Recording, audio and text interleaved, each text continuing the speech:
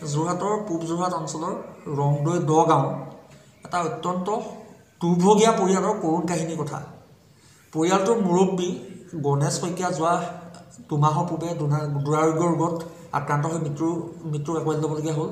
ইয়াৰ পৰৱৰ্তী পৰ্যায়ত আজি কেইদিনমান পূৰ্বে তেখেতৰ পত্নীও ক'ভিডত আক্ৰান্ত হৈ মৃত্যুক আঁকোৱালি ল'বলগীয়া হ'ল। আৰু পৰিয়ালটোৰ তিনিটাকৈ সন্তান আছিলে। ডাঙৰ ছোৱালীজনীয়ে বাহনা কলেজত BSc পঢ়ি আছে, প্ৰথম বৰ্ষৰ ছাত্ৰী হিচাপে পঢ়ি আছে। মাজু ছোৱালীজনী ইতিমধ্যে তেওঁ ক'ভিডত আক্ৰান্ত হৈ ঘৰতে থাকিবলগীয়া হৈছে, তেওঁ নৱম শ্ৰেণীৰ ছাত্ৰী। আৰু এটা সৰু ল'ৰা আছে, যিটো ল'ৰা হাত ভাগিছে, খুব বেয়াকৈ হাতখন তেওঁৰ ঘৰতে পৰি পেলাই ভাগিছে। ল'ৰাটো পঞ্চমমান শ্ৰেণীৰ ছাত্ৰী। ইতিমধ্যে প্ৰচাৰ মাধ্যমক প্ৰথমতে আমি প্ৰাগ নিউজকে ধৰি সমূহ প্ৰচাৰ মাধ্যমক আমি ধন্যবাদ জ্ঞাপন কৰিব পাৰিছোঁ। এনেকুৱা এটা পৰিয়ালক আচলতে পোহৰলৈ অনাৰ কাৰণে, যি অত্যন্ত কৰুণভাৱে তেওঁলোকে জীৱন যাপন কৰিবলগীয়া হৈছে, আমি পোনপ্ৰথমে সংবাদ মাধ্যমক ধন্যবাদ জ্ঞাপন কৰিছোঁ।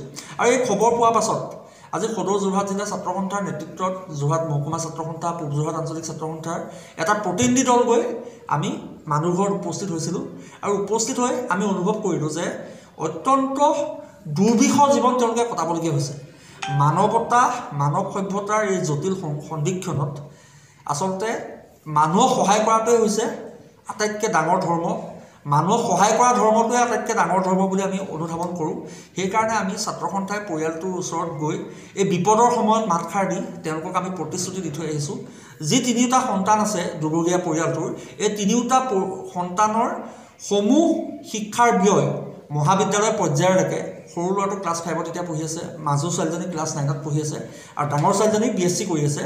সকলোৰে মহাবিদ্যালয় পৰ্যায়লৈকে শিক্ষাৰ ব্যয় আমি সদৌ যোৰহাট জিলা ছাত্ৰ সন্থাই ব্যয়ৰ সমস্ত দায়িত্ব আমি গ্ৰহণ কৰিম। তাৰ জৰিয়তে আমি এটা কথাই ক'ব বিচাৰোঁ যে অৰ্থনৈতিক দৰিদ্ৰতা বা অৰ্থনৈতিক অনগ্ৰসৰতা মেধাৰ ক্ষেত্ৰত বা শিক্ষাৰ ক্ষেত্ৰত কেতিয়াও হেঙাৰ হিচাপে থিয় দিব নোৱাৰিব। এই চিন্তাধাৰা আগত লৈ এই বিপদৰ সময়ত এই পৰিয়ালটোক আমি সহায় কৰিবলৈ ছাত্ৰ সন্থাৰ তৰফৰ পৰা আমি আগবাঢ়ি আহিছোঁ।